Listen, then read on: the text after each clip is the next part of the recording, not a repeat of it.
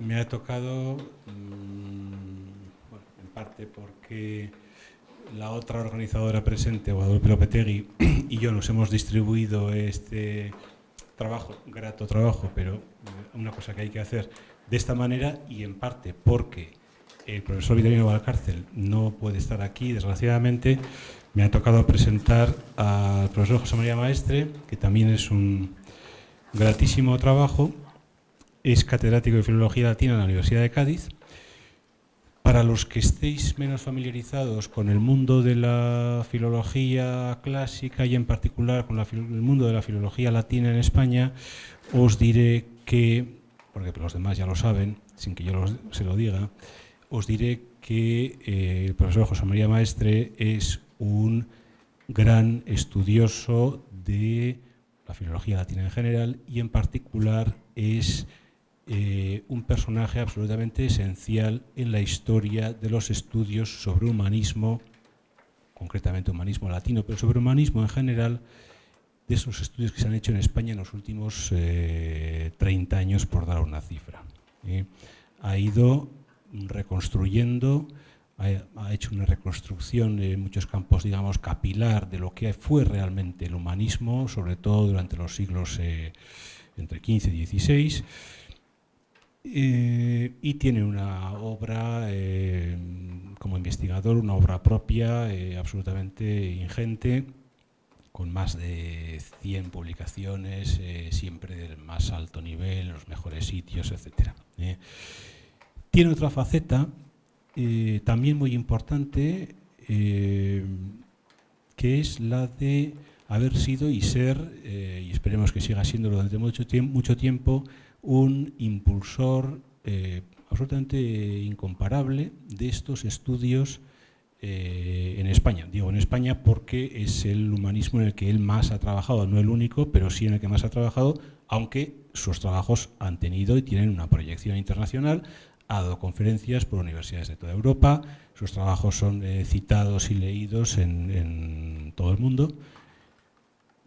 Y decía que una faceta muy importante, aparte de la importantísima como investigador, propiamente dicho, es la de impulsor de los estudios sobre humanismo latino en España. Para que os hagáis una idea, sin que tenga yo que poner nada de mi cosecha, es el, digamos, inventor de una serie de congresos que se vienen celebrando desde el año 1990, que se repiten cada 5 años. Los tomos ya publicados de esos congresos, que hasta ahora han sido 4, tendrán en miles de páginas, pues no sé cuántos, pero muchos miles de páginas que son absolutamente indispensables para conocer muchos aspectos del humanismo europeo en general y absolutamente indispensables para conocer el humanismo latino en España. El profesor José María Maestre es el que ha puesto todo eso en marcha, el que ha fomentado esos estudios, el que los ha defendido a capa y espada de sus, afortunadamente, cada vez menos enemigos, gracias en buena parte a él. Es el director, en paralelo a esta serie de actas tan importantes, es el director de una colección de estudios sobre humanismo latino-hispano que tiene ya más de 50 volúmenes. Es una cifra que se dice pronto, pero que en nuestros estudios es una cifra ingente. Es también el fundador, director y, en fin, de la revista Calamus Renascens, que es otro complemento a esa gran maquinaria de fomento del estudio del humanismo latino-hispano que ha puesto en marcha el profesor Maestre desde hace ya muchos años. Revista que está ya en el volumen número 14. Ha sido también durante muchos años director de una revista llamada Scripta Filológica. Ha creado de la nada el Instituto de Estudios Humanísticos, que es otra pieza más de toda esta maquinaria tan importante. Es el coordinador principal de la red científica Europa Renascens, integrada por muchas universidades, tanto españolas como portuguesas. dirige un grupo de investigación muy importante con muchos proyectos del más alto nivel llamado el grupo Elio Antonio de Nebrija. Otra cifra que a mí me deja pasmado, y es que ha dirigido 36 tesis doctorales. También es una cifra que se dice pronto, pero que os va a costar mucho encontrar en el mundo de las humanidades alguien que tenga una cifra como esa, esto sin tener en consideración, como eso sí que lo sabemos todos muy bien, bueno, el hecho de que esta disciplina nuestra es totalmente minoritaria, calcular el número de personas que se matriculan en filología clásica en las universidades españolas, bueno, pues a pesar de ser esto de esta manera, el profesor Maestre ha dirigido 36 tesis doctorales. Pensar lo que cuesta hacer una tesis, lo difícil que es conseguir, tanto por parte del doctorando como por parte del director de la tesis, pues bueno, todas las cosas necesarias para que eso se termine, no para que se empiece, sino para que se termine, pues esta es la cifra. Aparte de eso, pues como decía antes, es una persona que ha hablado, ha dado conferencias por muchísimas universidades europeas, pertenece a multitud de academias de todo tipo, también tanto españolas como extranjeras, y pertenece al comité científico de también muchas revistas, también tanto españolas como extranjeras, entre las que, no lo sé por si a alguien quizá pues a los de clásicas les resulte más familiar, por ejemplo de la Revista de Cultura Clásica y Medievale, Fortunata, Estudios Clásicos, Avis, por ejemplo, y otras muchas más. Por tanto, bueno, es una gran suerte, una suerte enorme la que tenemos de poder tener aquí entre nosotros a una persona bueno, de este nivel tan solicitada por todas partes. Pues bueno, vamos a tener la suerte de tenerlo aquí para nosotros solos durante 3 horas. Vamos a poder ver cómo enfoca los problemas, cómo trabaja, y aunque no pertenezcamos estrictamente a la disciplina a la que pertenece el tema del seminario de hoy, pues vamos a tener la suerte de poder ver cómo se pueden enfocar los problemas, cómo se les saca partido, cómo se hacen las cosas bien. Da igual que sea en filología latina, en filología inglesa o en filología china, porque los problemas metodológicamente son iguales en cualquiera de estas. Muchas gracias. Muchísimas gracias. Vamos a ver.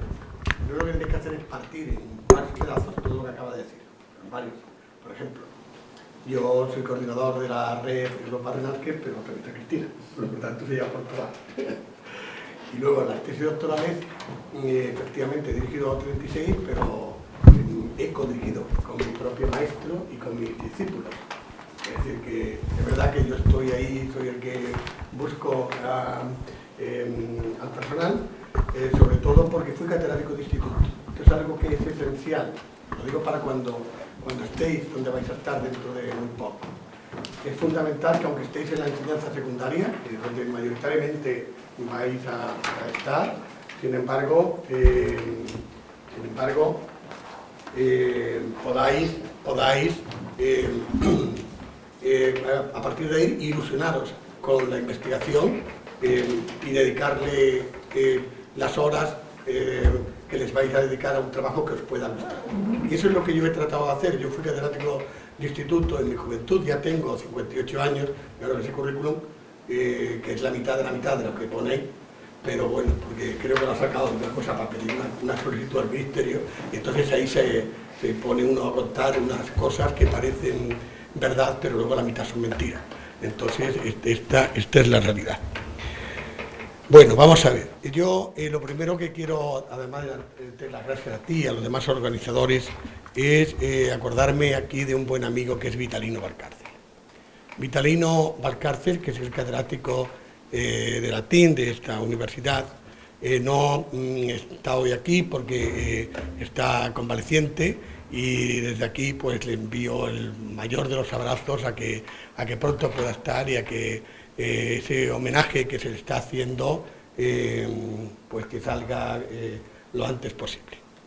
Así que eso es la piedra angular. Incluso yo me hacía mucha ilusión, al igual que él mismo, este encuentro, porque pensábamos que podríamos estar aquí y no ha podido ser. Precisamente porque en el grupo de trabajo de esta universidad se trabaja, Vitalino además es uno de los mayores exponentes en el campo de la biografía latina.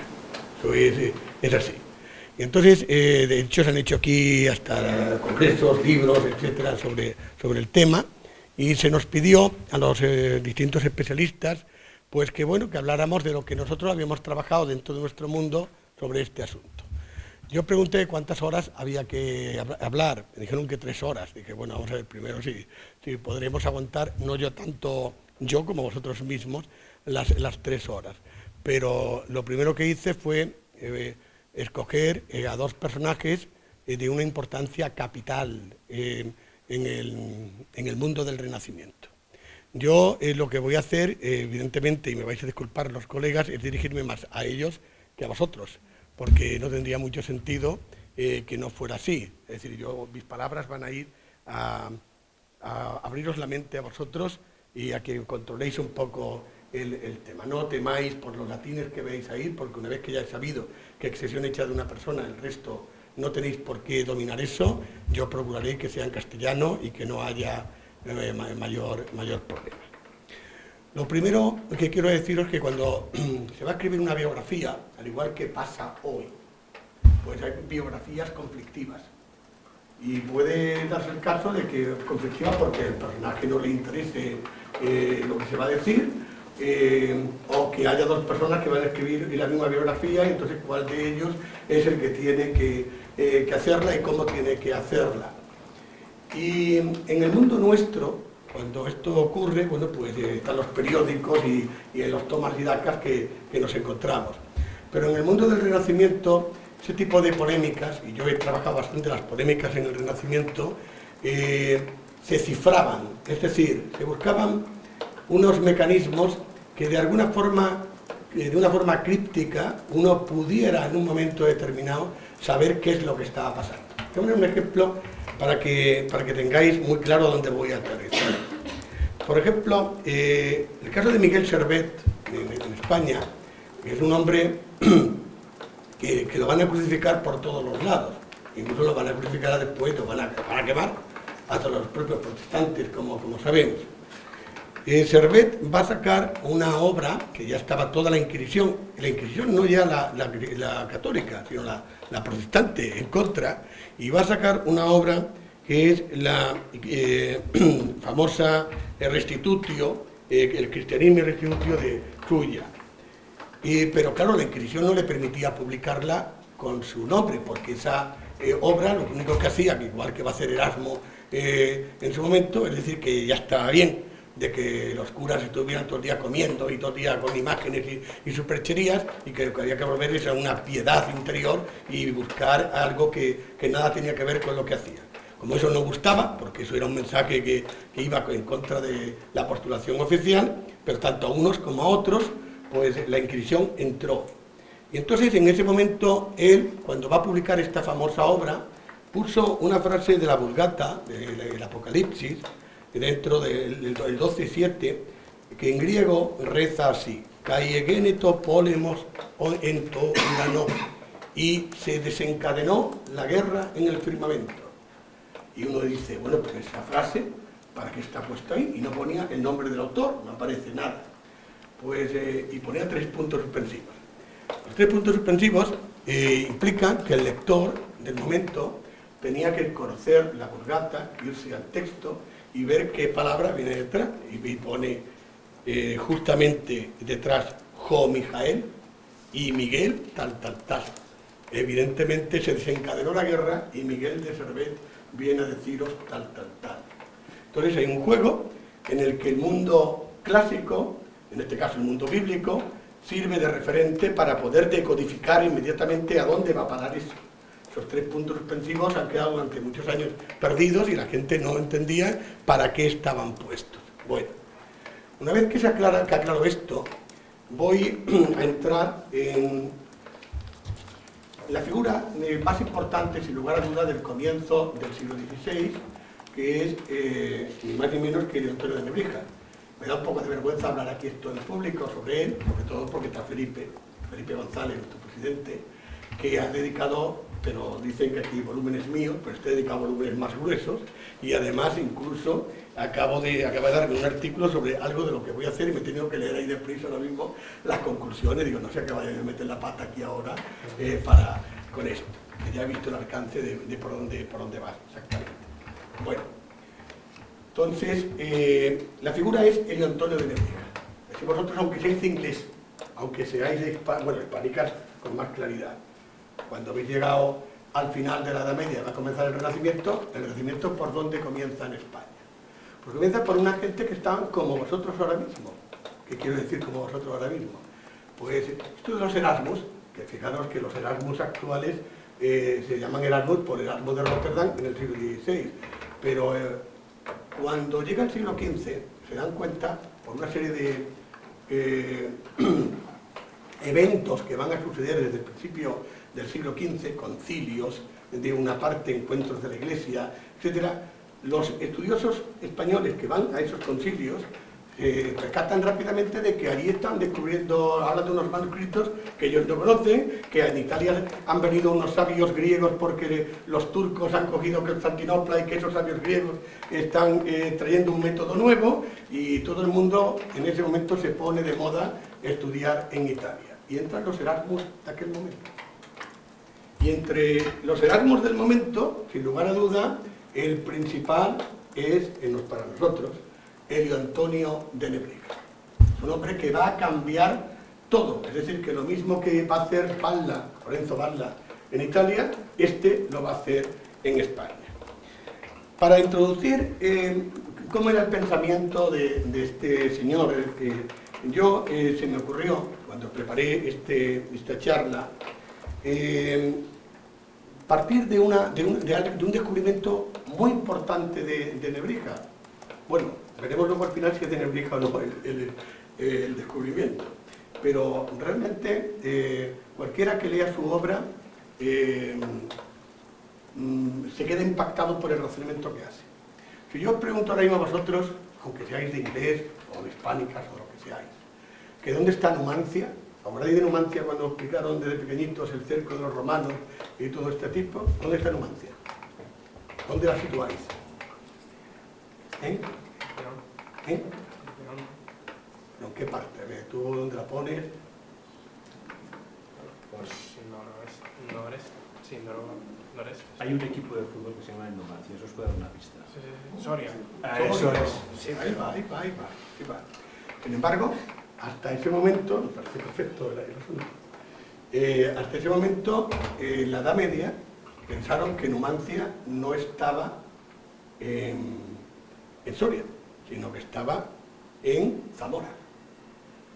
Cuando llegaron estos estudiosos, empiezan a percatarse que los textos medievales no tienen en cuenta una serie de las guías Michelin de la época, que es como habría que llamarlas, que son los itinerarios, que venían a contarte las millas que hay de un sitio a otro y que por tanto la situación que estaban dando no era correcta. Llega el bueno de Nebrija y dice, voy a leer este texto. No fijéis en el latín vosotros, para nada. Después de completar el programa de mis estudios, tan pronto como regresé a España desde Italia, me encontré con una opinión difundida no solo entre hombres desconocedores de las disciplinas científicas, sino también entre los cultos e interesados por conocer la antigüedad, que afirmaban y categóricamente defendían en su ignorancia que aquella noble Numancia que durante 20 años no solo resistió a los generales romanos, sino que muchas veces los derrotó y los desbarató, era la misma que en nuestra época es Zamora. Bueno, y ahora dice que eso lo afirman porque lo mantienen guiados por la opinión de una serie de personajes, como son Lucas de Tuy, que es un señor que tiene unas crónicas medievales, o Fray Gil de Zamora. Y una vez que parte de ahí, entra y dice, pero ¿qué necesidad hay de dirimir con palabras algo tan evidente? Están en contra los testimonios de muy acreditados autores que claramente manifiestan y no dejan ninguna duda que debemos sostener sobre esta materia, y sobre todo Ptolomeo, el más destacado en esta disciplina, que sitúa el emplazamiento del Duero hacia la puesta del sol, si se compara con el emplazamiento de Numancia, en tanto que Zamora está al oeste del mismo y dista de Numancia 4 grados de longitud, a los que en el paralelo que cae desde el equinoccio en el que se hallan Zamora y Numancia corresponden 42, alrededor de 200.000 pasos, distancia que hay aproximadamente entre las actuales Zamora y Numancia, a la que nosotros llamamos Soria, o mejor Garray, aldea situada en el campo soriano que conserva todavía los restos de un antiguo puente.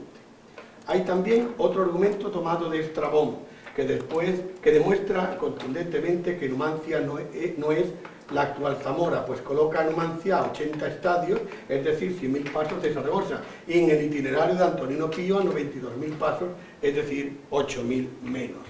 En definitiva, lo que me interesa de ahí es que cuando entra el Renacimiento, evidentemente las fuentes medievales que no habían reflexionado, ya entramos diciendo, cuidado, lo primero es irnos a los textos antiguos, vamos a ver, vamos a racionalizarlos y vamos a ver qué es lo que están diciendo aquí. De hecho, yo he preparado un artículo que espero mandar, si no sé si ese, o porque tengo dos, uno que te decía y otro también para Portugal, pero para otra revista, o Humanitas, otra, ¿no? Bueno, que va sobre el momento en el que Nebrija decide averiguar la medida de los pasos y cuánto todo este asunto, que como bien sabéis, en la biblioteca de la Universidad de Salamanca, si vais algún día a visitarla, aparece allí un pie romano. Pues a ver cuánto medía un pie romano. Entonces allí se ha puesto un texto que fue la edición que hizo Genaro Costa con la traducción, pero el problema es que el texto tiene una importantísima errata en el latín. Entonces, si se hace eso en términos matemáticos, es imposible. El problema es que hay que recomponer el texto latino para averiguarlo. Dejo eso a un lado, pero lo importante es para que veáis. Nebrija, se fue a la Ruta de la Plata, es decir, esta parte de todo lo que es, imaginaros desde Mérida, Badajoz, etcétera, Cáceres, etcétera, y empezó a darse cuenta pues que los mojones, los miliarios estaban colocados, todavía había restos en unos lugares determinados, y cogió una cuerda, empezó a ver cuánto medía, empezó luego a partirla hasta entrar viendo lo que era el pie, para que más o menos os hagáis una idea. Es decir, nos encontramos ante una aproximación ya científica, la ciencia moderna va a nacer ahí. Tened en cuenta, esto es lo importante. Vosotros, cuando abráis las puertas del Renacimiento, que yo si os pregunto, ¿cuándo nace el descubrimiento? Me vais a decir, el Renacimiento, me vais a decir, con el descubrimiento de América. Y lleváis razón. El descubrimiento de América, y esto va a guardar mucha relación con esto que está pasando ahí, va a traer unas consecuencias enormes para la ciencia moderna y para todo esto. Yo en las clases mías de Renacimiento, a mis alumnos, les explico muchas veces que cuando estudiamos filosofía, se nos dice que la filosofía nace en Grecia y que la filosofía nace precisamente de los viaquitos, de los griegos, que empiezan a darse cuenta de que los vecinos que tenían al lado, pues que no pensaban como ellos y que incluso en la parte de la mitología, de la religión, para ellos, pues que diferían. En ese momento empezaron a darle vueltas a decir, bueno, entonces pues lo verdadero y lo falso, lo que yo pienso, lo que piensan aquellos, y todo eso va el contacto de culturas hace que uno empiece a pensar si lo suyo es lo verdadero o es lo de aquel. Así nació la filosofía, pero es que cuando se descubre América va a pasar una cosa fundamental, que si nosotros ahora mismo preguntamos qué es lo fundamental en el mundo medieval, me diréis, pues hombre, ahí Dios está en el centro de todo y la Biblia y la Vulgata es lo que lo ocupa. Cierto, pero cuando va a llegar el descubrimiento de América se encontraron con un problema enorme. ¿Cuál? Pues que evidentemente América no figuraba en los textos sagrados. Lo que tardaron en percatarse de que en la Vulgata no había un lugar para América, inmediatamente todos los geógrafos y todos los que estaban en lo que va a ser la ciencia moderna, recordaros, va a pasar posteriormente con todo aquel que va a intentar decir que si el Sol da vueltas, no da vueltas, en fin, lo que ya conocemos todos, Eso es una consecuencia de ese punto.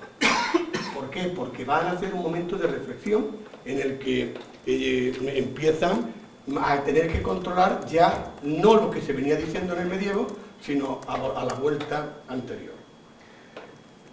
Nebrija, por tanto, lo tenéis ahí, el perfil biográfico, amplía estudios en Italia, vamos, para que lo sepáis vosotros, hay un colegio en Bolonia que todavía existe, que es el colegio Gil Albornoz, vamos a decirlo que fundado por un español, el cardenal Gil Albornoz, en el siglo XIV, y donde todavía, pues, vamos, mi propio maestro, Juan Gil, se formó allí, y de hecho hay unos tomos que se llaman la Proles Aegidiana, los hijos de Egidio, de Gil, en el que están todos metidos y hasta lo más reciente. Y hay 4 tomos que están preparando, me consta un quinto y tal. Pues uno de esos alumnos es nuestro buen amigo. Luego, catedrático de Salamanca, desde 1433 a 1513 con intervalos. Entonces con intervalos ahora diré por qué. Y luego catedrático de Alcalá de Henares, desde el 15 al 22, donde va a fallecer. Como filólogo rechaza los autores medievales y vuelve al mundo clásico, y luego empieza lo que ya es propio del Renacimiento, que es la enciclopedia, pero al mismo tiempo con focos localistas. Eso también es importantísimo. Bueno, dentro de ese perfil, lo que más destaca es el Nebrija gramático. Y dentro del Nebrija gramático hay que recordar que Nebrija se ufanaba de haber sido el que introdujo en España el latín clásico frente al latín medieval que hay entonces vigente. Recordar que Valla, tenéis ahí en el texto 1.1.3, bueno, Valla, para que lo sepáis, lo doy por hecho esto y vosotros lo tenéis por qué saberlo. Nos vamos a la Italia del siglo XV, a principios. Entonces hay un autor que se llama Lorenzo Valla, que es el que va a romper en Italia con el mundo medieval. Y entonces trata de hacer volver el mundo antiguo, clásico, a esa Italia. Esto tiene más importancia de lo que parece, porque yo personalmente tengo un trabajo en que voy a tratar de hacer una síntesis ahora mismo rápida. Tener en cuenta que la Iglesia en ese momento estaba dividida, lo que se llama el cisma de Aviñón, no sé si recordáis aquello vosotros, y que Roma había dejado de ser la sede papal y se lo habían dejado a los franceses en Aviñón. Claro, lo que tardaron en llevarse la corte papal allí, todo el mundo empezó a tratar de decir que eran ellos los que tenían que restituir la latinitas, mientras que los italianos entraron en un choque y decían que de ninguna manera, que eso correspondía a Italia y que tenían que ser. Cuento esto porque cualquier interpretación desde mi punto de vista del prólogo general de Lorenzo Valla sobre el ataque a los galos y todo lo que se cuenta en él no tiene sentido salvo el enfrentamiento que estoy circunscribiendo. Es decir, ahí lo que el telón de fondo es que hay un nacionalismo a ultranza de Italia que va a defenderse a partir de ese momento. Esto es realmente esencial e incluso el planteamiento es si, en qué medida el Renacimiento no es fruto de un sesgo nacionalista como estoy planteando. Pero dejando eso a un lado, lo que me interesa es que en ese discurso general de Valla, enfrentándose a los franceses de Aviñón que se habían llevado allí la corte papal, entra diciendo el bueno de Valla que perdimos Roma, perdimos el poder y el dominio, pero no por nuestra culpa, sino por los tiempos. No obstante, gracias a aquel dominio reinamos aún en gran parte del orbe.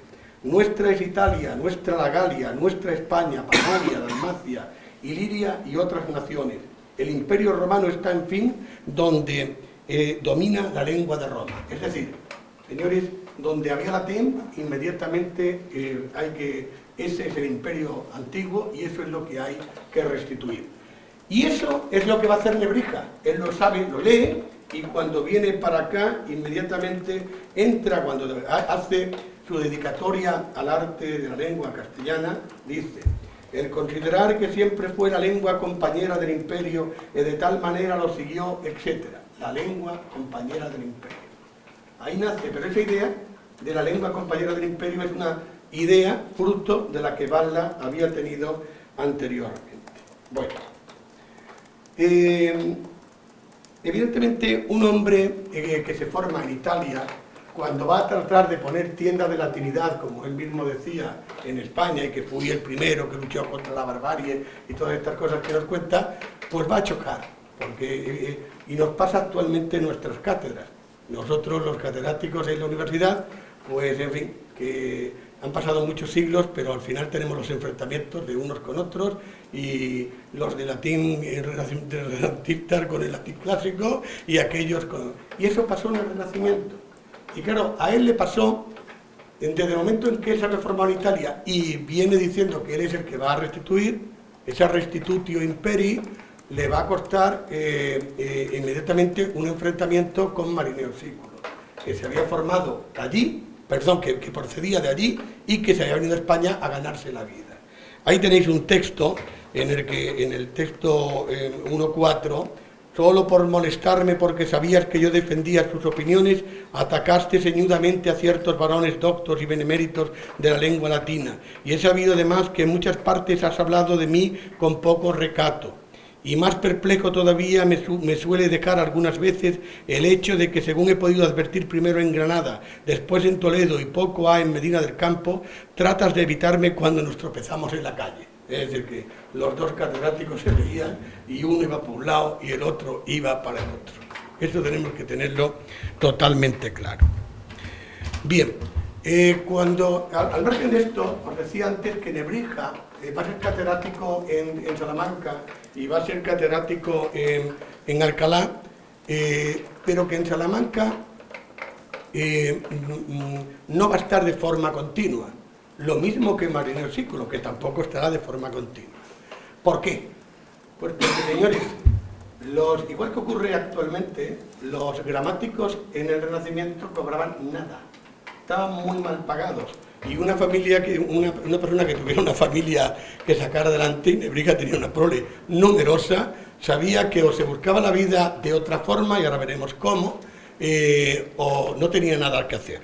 Esta idea de que los gramáticos estaban mal pagados, yo os aconsejo que leáis un libro de uno de mis maestros, hermano de mi maestro, pero maestro también, de Luis Gil, que se llama El panorama social del humanismo español, en el que el denominador común del libro, que es así de grueso, es un canto un canto, en fin, es llorar y llorar y llorar desde que nace la cosa hasta el siglo XIX, porque todo el mundo está quejándose de que aquello, las humanidades no dan para esto. Yo, por hacerlo desde mi punto de vista con textos míos, esa idea, fijaros, yo lo digo porque os voy a dedicar a la enseñanza y que sepáis que la enseñanza nos van a pagar poquito comparado con los médicos o comparado con todos los demás. El texto 151, Alfonso de Segura se dirige a Sobrarias, que era profesor de la Academia de Alcañiz, pero al mismo tiempo era médico. Y claro, no sabía dedicarse a la medicina o dedicarse a aquello, porque aquello no daba.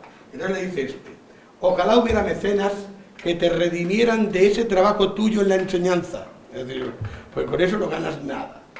Pero mucho más que eso es la carta de Gaspar de Barrachina a Lucio Marineo Sículo el 1 de noviembre de 1508. Cuando la leáis ahora no se os olvidará en vuestra vida.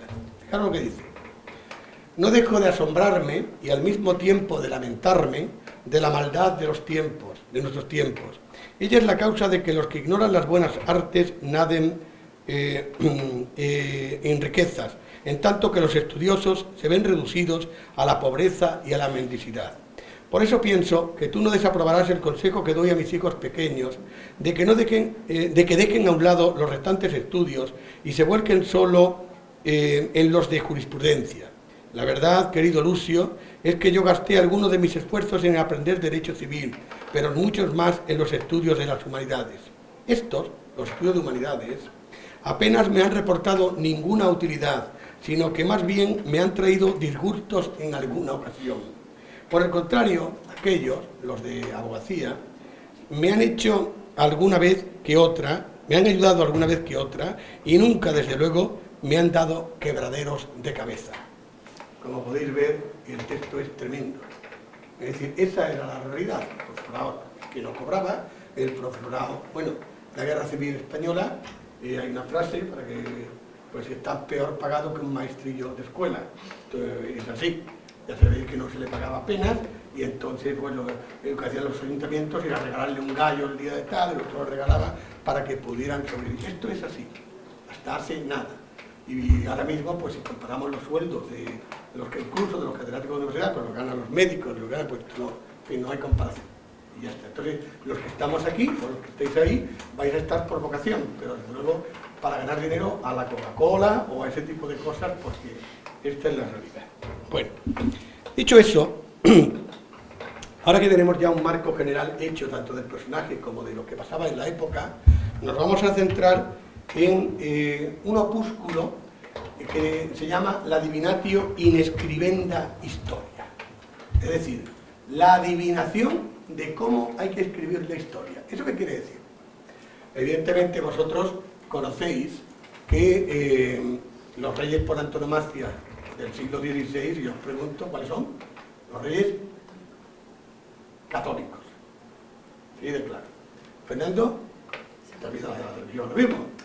Isabel, bueno, la serie Isabel. Pues Isabel muere antes que Fernando, y hay un momento determinado en el que al rey hay que convencerlo de que tenía ya que pensar que había que escribir la historia de los reyes católicos. Y en ese momento entran dos personajes en litigio. Uno va a ser el marinero Sículo, siciliano, que como decía antes, se había venido también a ganarse la vida a España, en la corte del almirante Don Fadrique, y el otro va a ser Nebrija, el catedrático también de Salamanca, ambos de Salamanca, pero ambos muertos de hambre. Y evidentemente, como no tenían con qué ganarse la vida, pues deciden convencer al rey para ser ellos los que escribieran la historia de Fernando a Isabel. Evidentemente hay una diferencia entre ambos, que el primero, es decir, Marineo, como veremos, y ya lo veremos luego más adelante mucho mejor, se dedicó mucho más a la historia que Nebrija. Nebrija ahí es un advenedizo. Nebrija es un buen gramático y hace, lo que hace es traer de Italia, sobre todo a Perotti, los rudimenta de Perotti para la parte de la gramática, y la cornucopia de Perotti para la parte de lo que es la lexicografía. Esas dos obras son esenciales para entender lo que va a pasar ahí. Pero, aunque él se dedicaba a eso, él sabía que eso no le daba de comer, y entonces tiene que convencer al rey de que era él quien tenía que escribir esa historia. Y escribe ese opúsculo, Adivinación, de quién debía escribir la historia, in scribenda historia.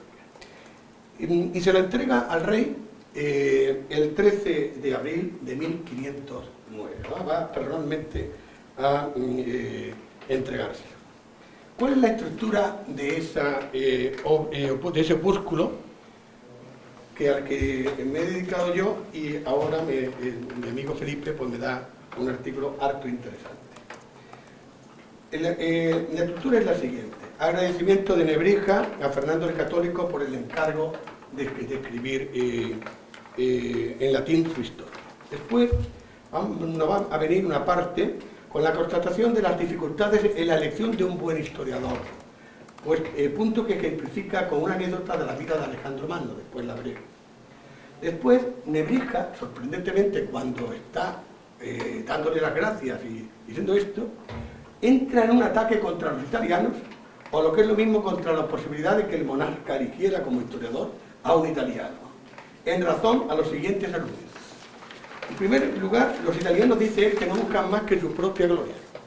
En segundo lugar, los italianos envidian la gloria de los españoles, hasta tal punto que deciden eso, los italianos, arrebatarles de la lista de los grandes autores de la antigüedad a Quintiliano y a Silio Itálico. Y además le llaman bárbaros y aldeanos. Los italianos, además, no pueden conocer como los españoles las gestas de los reyes hispanos, como va a nombrar un italiano, si ese no sabe de nuestras cosas lo mismo que nosotros. Los italianos, esto ya era peor, son antimonárquicos. Tener en cuenta que en Italia, esa Italia que actualmente conocemos como un país, si nos trasladamos en el túnel del tiempo y nos metemos en el 15, aquello no era, esa Italia no estaba así, sino que había una especie no, eran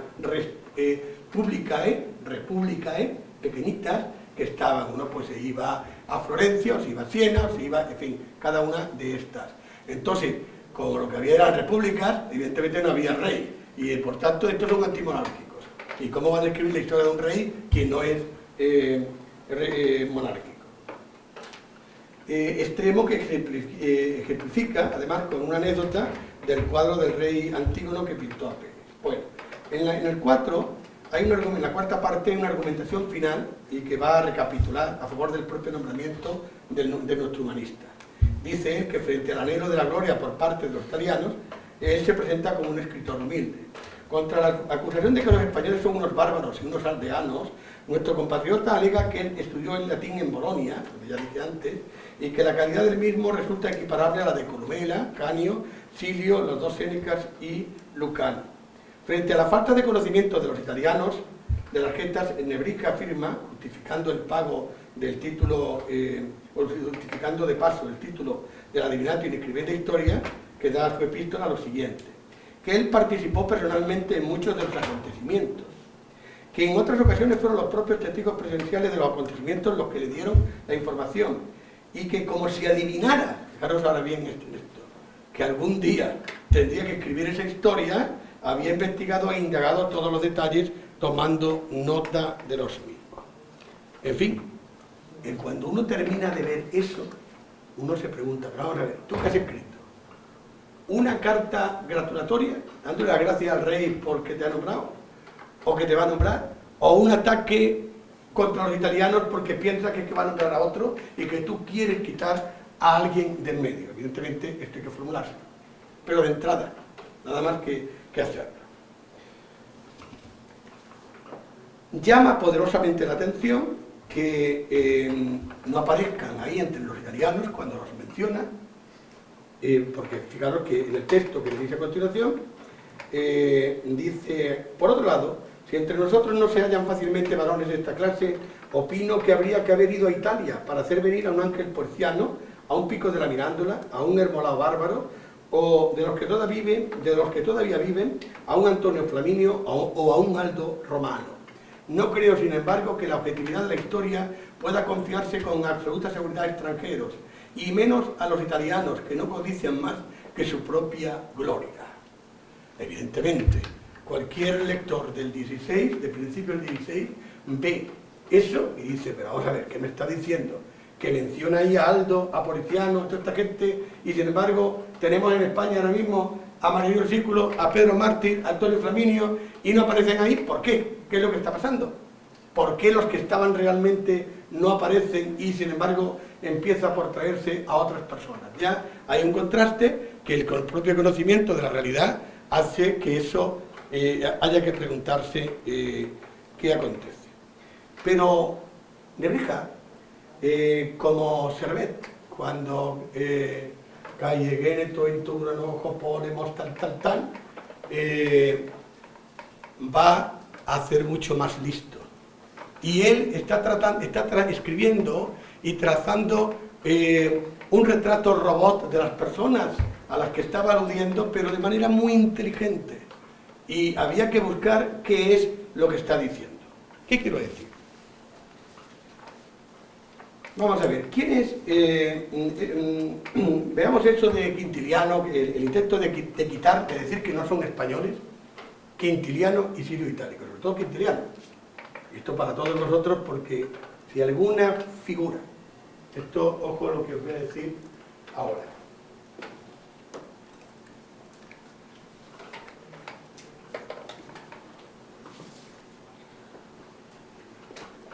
Cuando dentro de un año terminéis, bueno, habéis terminado todos ya, ¿no? Y estáis habéis ido a hacer el máster de secundaria, pues Dios os libre del mismo. Cuando caigáis en las manos de los pedagogos y os empiecen a reventar la cabeza con todas esas ideas, os daréis cuenta de que todo lo que os están enseñando, pues ya estaba dicho, no y redicho, en el propio Renacimiento y mucho antes que en el Renacimiento, por un autor genial que se llama Quintiliano. Ahí en Calahorra, ¿eh? Vais a ver a Dolores y os acordáis y sacáis a Quintiliano. Os lo digo esto, yo además he trabajado he dedicado algunos trabajitos a la cosa, pero sobre todo para enfrentarme a estos señores. Hombre, es que todo esto de la teoría de que con el juego, el delectare, el docere y el delectare, enseñar y deleitar, que lo que hay que hacer es que los niños, oye, que aprendan jugando, que no vayamos con la férula a pegarle palmetazos y todo este tipo de cosas. Todo eso ya está descrito en la antigüedad, y descrito magistralmente. Y cómo para aprender desde pequeñitos, pues hay que jugar a las cartas con las letras y jugar con los ratones y unas nueces, y cada nuez con una letra para que se vayan aprendiendo las letras conforme... ¡Uy! El ratón, se ponían 20 ratones para ver quién llegaba antes de un lado a otro, y una nuez detrás.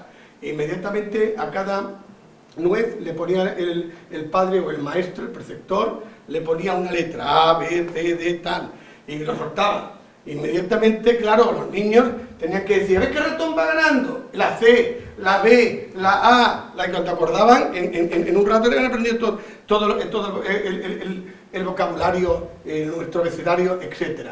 Pues esto, ya está ahí. Entonces, quitar de la nómina de los estudiosos españoles, vamos, de los autores españoles a Quintiliano, bueno, eso era destrozarlos, porque ni más ni menos es que era uno de nuestros fundamentos. Dice Nebrija al rey, ¿acaso vas a colocar como historiador a los que intentan arrebatarnos a Quintiliano, la segunda estrella de la lengua latina, a Ciro Itálico, que consta que fueron de Hispania, y otros muchos más, sin temer la ley Fania entre los plagiarios, y que ellos van a narrar con objetividad y sinceridad la historia de España? Vale, pues, bueno, pues ¿quién es el que sostiene, quién sostiene que Quintiliano no era español? Esto es lo primero que hay que averiguar. Pues uno se va, tiene dos formas de hacerlo. Irse a la obra que reúne todos los miembros de Diecta, las obras ya publicadas anteriormente suyas, es decir, luego hablaremos de esa obra, los 25 libros que conforman el Opus de Rebus Hispaniae Memorabilibus de Marineo Sículo. Pero como los 25 libros del Opus de Rebus Hispaniae Memorabilibus están editados en 1530, mientras que el texto que tenemos es de 1509, me vais a poder decir que no es válido el razonamiento porque es ulterior lo que voy a decir. Pero en ese momento, en vez de irme a la obra final, me voy a la obra de finales del siglo XV, en la que hay ya una pequeña introducción que él va a coger para llevársela como membrum dictum posteriormente. Y ahí ya aparece lo que voy a decir. ¿Qué es lo que voy a decir? Porque el bueno de Marineo, evidentemente la teoría no era suya, porque la teoría ya viene de Italia. La gente de La Rioja, que han estudiado a Balla y a toda esta historia, ya se han metido en el siglo XV y se va viendo la línea en la que los preceptores italianos van diciendo que Quintiliano y Silio Itálico, sobre todo Quintiliano no es español, y cómo eso va a llegar hasta Marineo, y Marineo va a llegar para aquí. O sea que eso ya lo tenemos hasta con los preceptores cogidos. Pero a lo que voy. Marineo afirma lo siguiente, en el texto 2.3.1.1, en la página segunda, en el tercer texto. Muchos sostienen que Quintiliano fue español y de Calahorra. Yo no estoy de acuerdo con los mismos por una razón harto sólida, razón que no creo equivocada.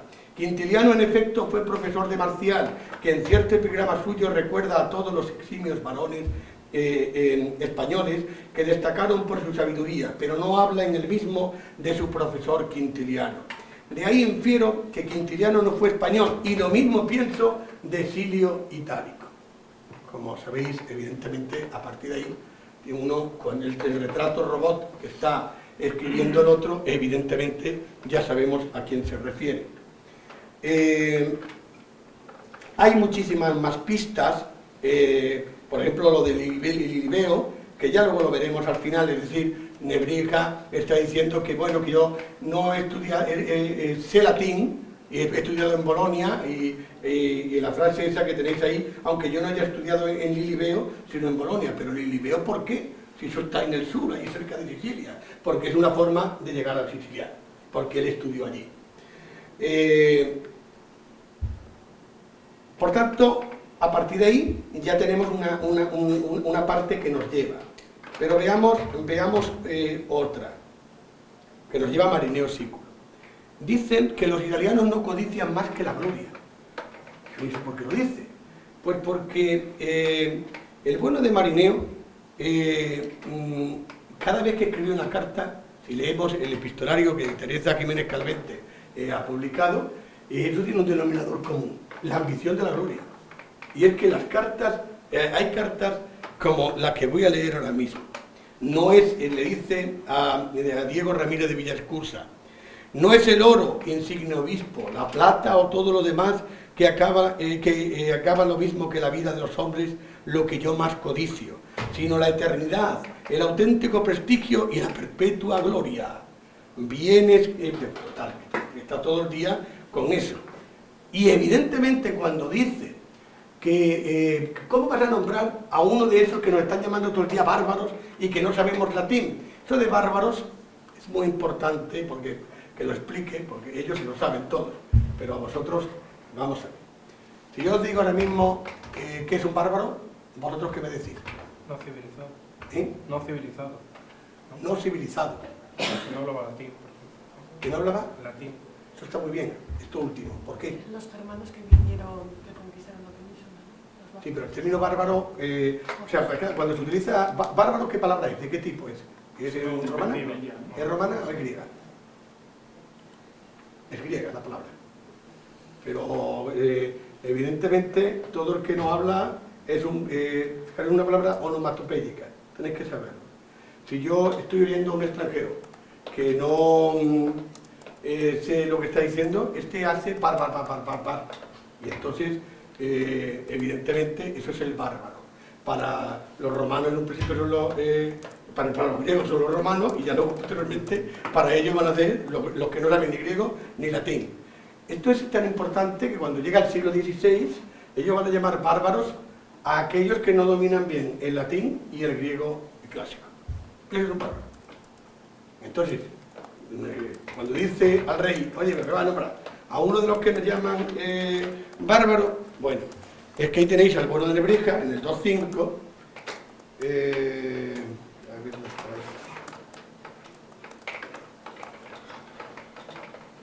aquí, carta de Marineo a Ronzoni en el 251. Pues tras vivir casi 24 años en España, ¿qué podría escribir en latín este hombre, aunque nacido en Sicilia, que no le parezca bárbaro o estúpido a un varón como tú, formado en el Lacio y en Roma por ilustres profesores? Bueno, aquí lo que estáis haciendo, en este caso, disculpándose.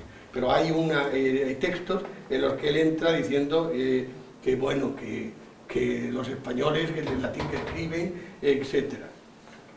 Bueno, en definitiva, hay una serie de indicios que nos van probando que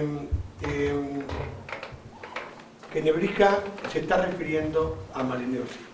De ellos el más fuerte, sin lugar a dudas, es la acusación de que quiere quitarnos a Quintiliano y a Silio Itálico, porque eso está ahí. Lo demás entra en otros autores que pueden compartirlo, pero ese dato es tan excluyente que es que aterriza ahí. Una vez que sabemos eso, que se está refiriendo a él, tenemos que preguntarnos por qué. Pues porque efectivamente Marineo Sículo también quería ese puesto, tal y como dije al principio. Nebrija quería escribir la historia, pero también el otro. Y el propio Marineo había escrito, fijaros cómo le llamo yo esto, la Divinatio in escribenda Historia de Nebrica como respuesta a la oratio del Audibus Historiae de Marineo, es decir, al discurso sobre las alabanzas de la historia.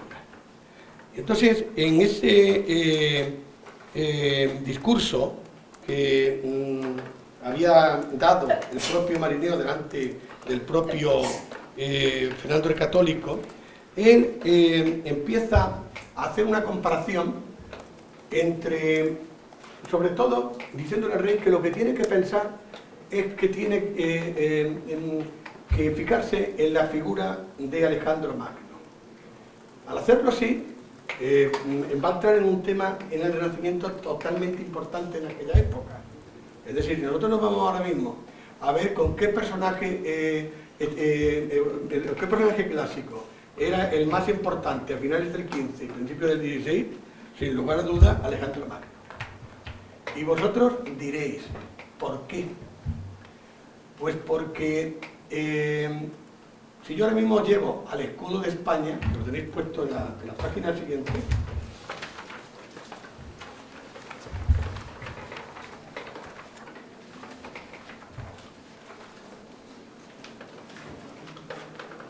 ¿vale?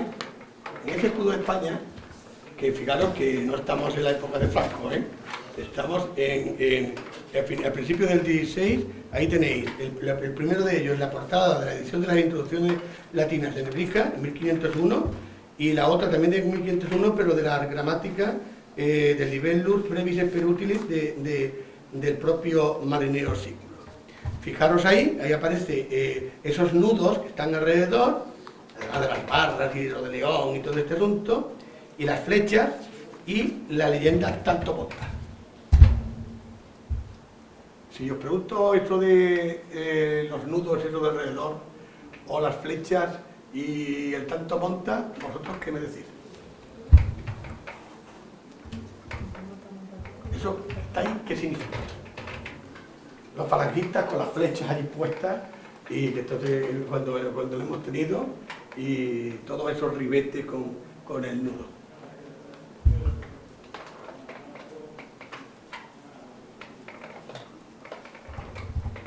A ver, ¿hay alguno que tenga alguna pista que haya oído hablar de esto alguna vez?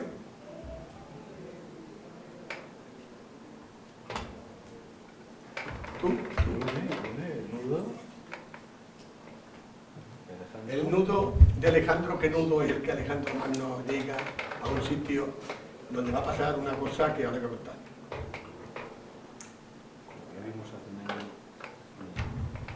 El nudo gordiano. ¿Qué es el nudo gordiano?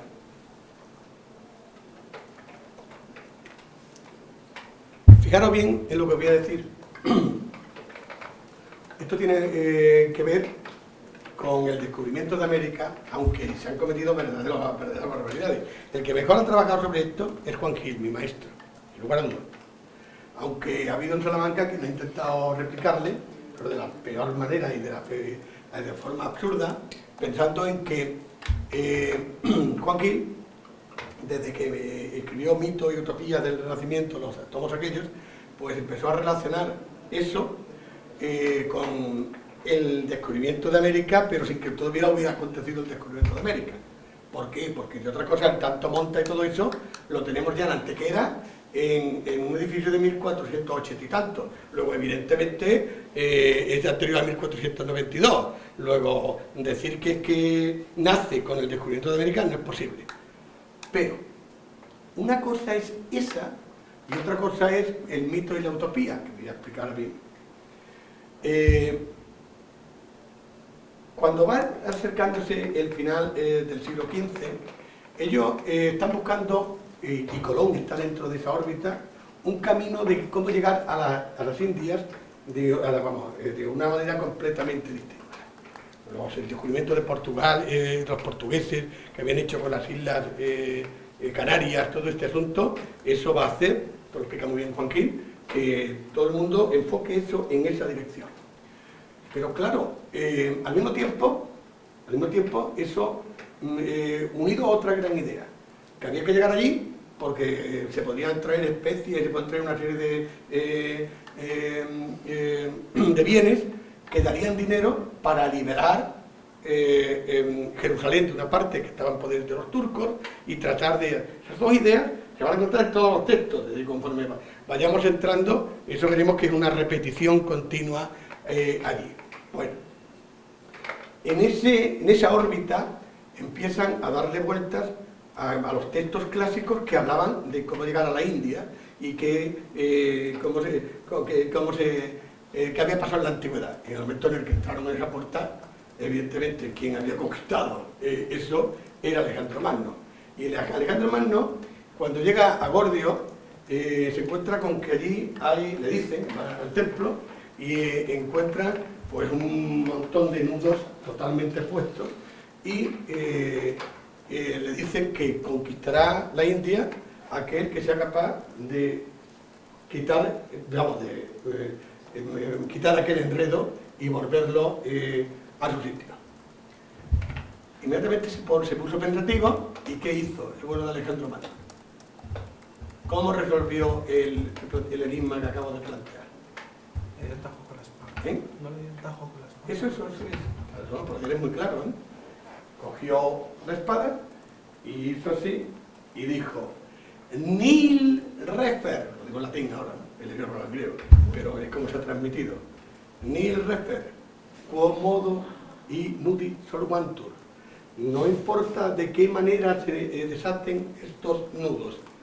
Y en ese momento, ¡pum!, y los nudos quedaron resueltos. Bien. ¿Cómo se dice en castellano antiguo? No importa.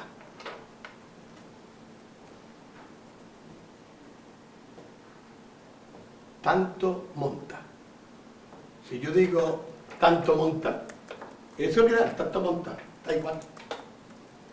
Y ese tanto monta que está ahí, claro, el espectador y el lector después no lo ha decodificado al no tener el referente de Curtius, que es el que va a transmitirte, vamos, fundamentalmente el texto de Quinto Curtius y el de Arriano, pero vamos, el primero es el que va a estar como, si yo saco los textos del...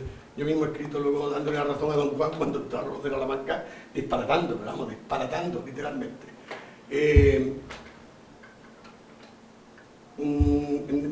Digo que evidentemente, como se ha quitado el referente, no se conoce que eso tiene guarda relación con la anécdota que acabo de contar, cómo se ha interpretado el tanto monta.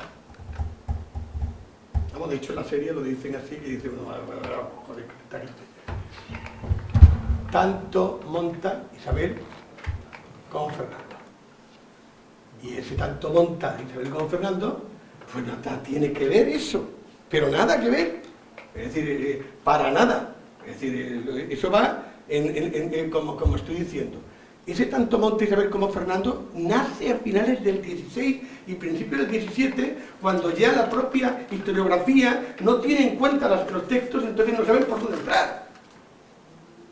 Para nada. Entonces, lo importante es que en aquella época la figura de Alejandro Magno va a hacer central, y toda comparación es tratar de convencer a Fernando de que él es el nuevo Alejandro y que lo que tiene que hacer es lo mismo que hacía Alejandro y que no cometa los errores de Alejandro.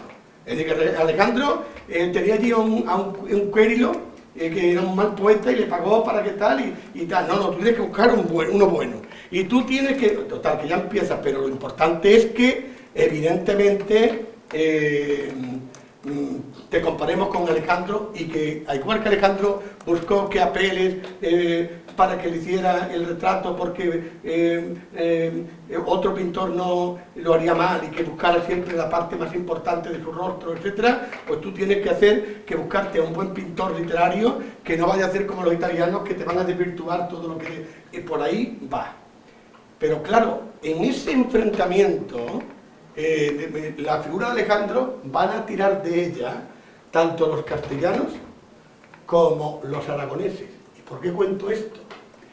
Pues porque Nebrija es sevillano de Lebrija, Nebriza, y por tanto pertenece a la corona de Castilla, a la de Isabel. Mientras que Marinero Sículo, igual que los italianos, todos, va a la corona de Aragón.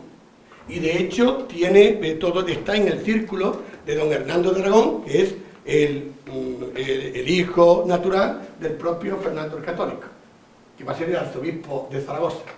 Y evidentemente, ambos, en esa reflexión del tanto monta, los textos, ¿de quién fue la idea? ¿De Nebrija, como por ejemplo defiende Salamanca, o de los aragoneses? Evidentemente de los aragoneses.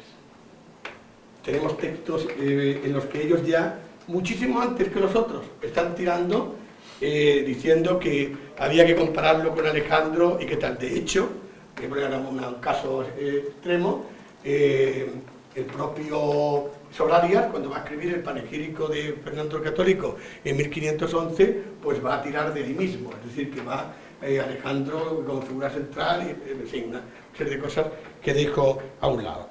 Lo que me importa ahora es que veáis que, y esto lo voy a pasar así porque sería mucho más técnico, que veáis que en la Oratio del Audibus Historiae, el uno le está tirando de la figura de Alejandro, de la misma manera que el propio Nebrija también va luego a tirar de la figura, pero claro, uno le devuelve la pelota al otro, mientras que el otro dice, tú no nombres a un Keri, lo que sea tal, el otro dice, cuidado que vaya a ser como Apele, y que como no sea un pintor, evidentemente, es decir, que buscan la forma de contraatacarse a través de la misma figura, pero esa figura es central porque evidentemente está ahí.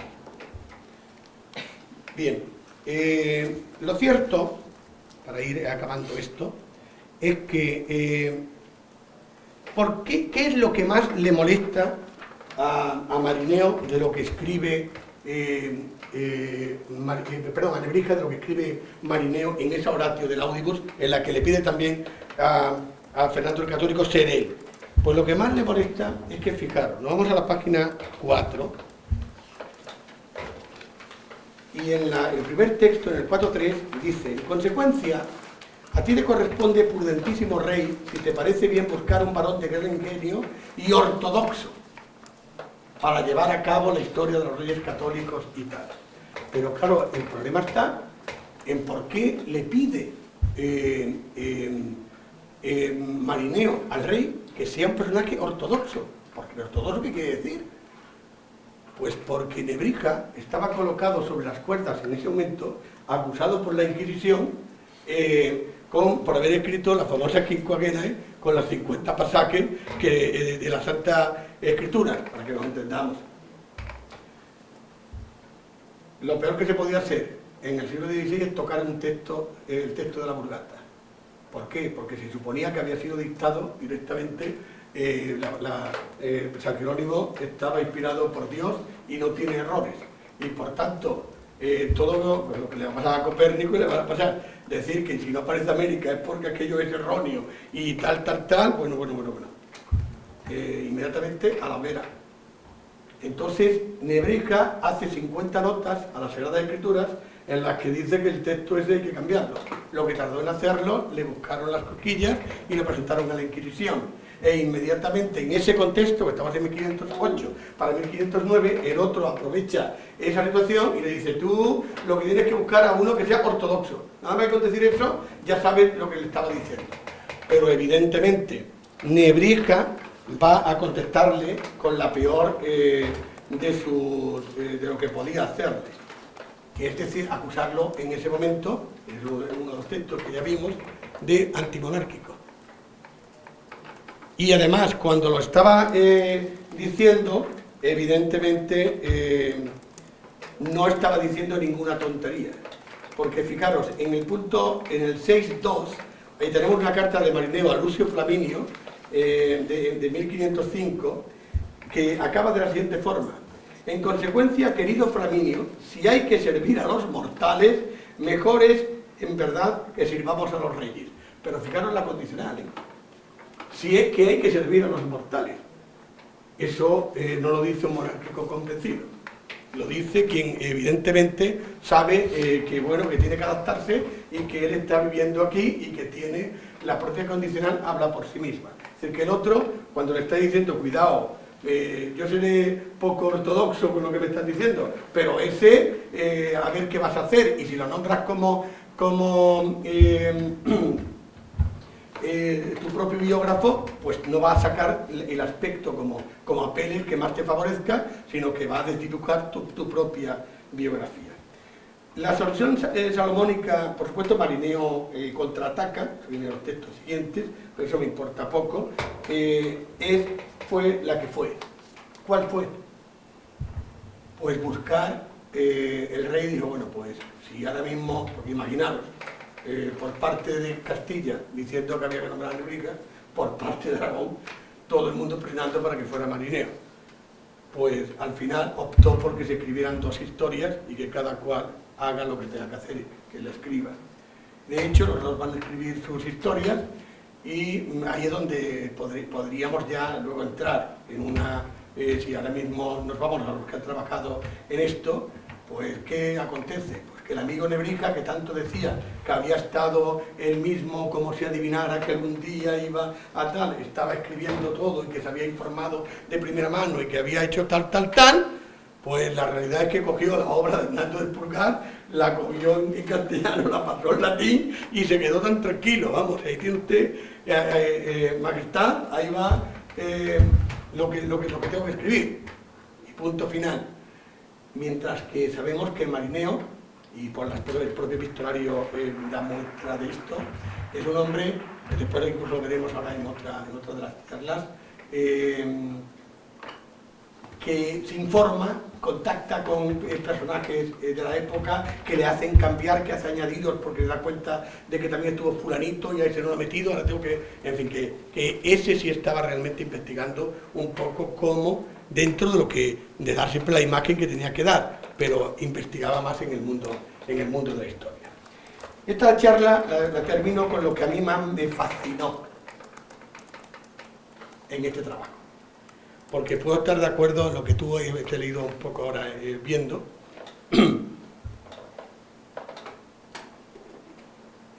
Si la segunda parte, que si chirría o no chirría, si hay un enfrentamiento personal, si te capto bien, que por qué no hubiera escrito otro tipo de...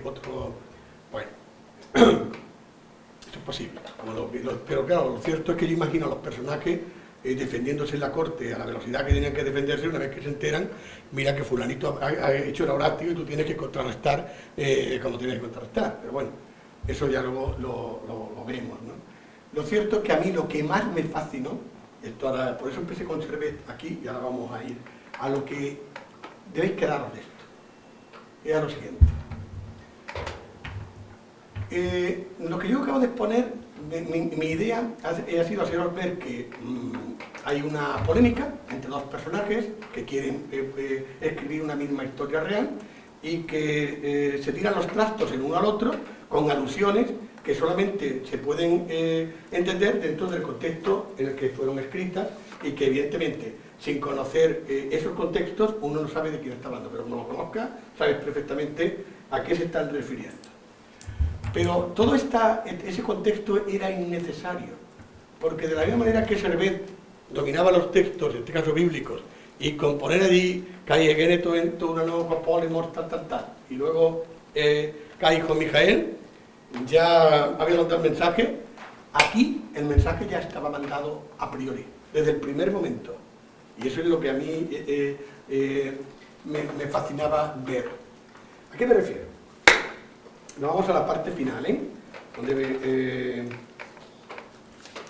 ver, ¿dónde está esto?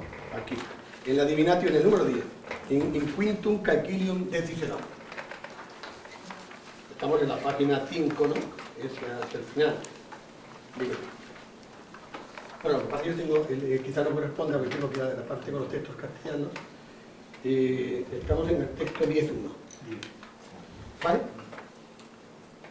Bueno, vamos a ver. El título de este opúsculo, la cara de dormidillos que me llevó, me estoy recordando cuando yo iba a la clase de filosofía, lo dicho hace un rato, del COU, que me la pusieron a las 3 de la tarde, a mí y a toda mi clase. Y además el profesor era un coñazo total.